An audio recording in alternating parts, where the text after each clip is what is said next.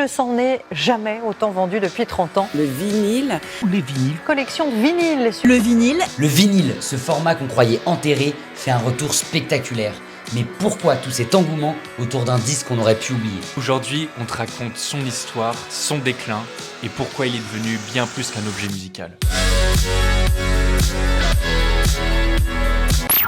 Avant l'arrivée du vinyle, le support dominant, c'était le 78 tours. Ces disques en gomme laque étaient lourds, fragiles et ne contenaient que 3 à 5 minutes par face. C'est court, surtout pour écouter des œuvres classiques ou des albums complets. Mais pourquoi on parle de tours en fait? Tout simplement parce que c'est le nombre de rotations qu'effectue le disque sur la platine par minute. Le 78 tours tournait à 78 tours par minute. Et évidemment, plus ça tourne vite, moins on peut stocker de musique sur le disque.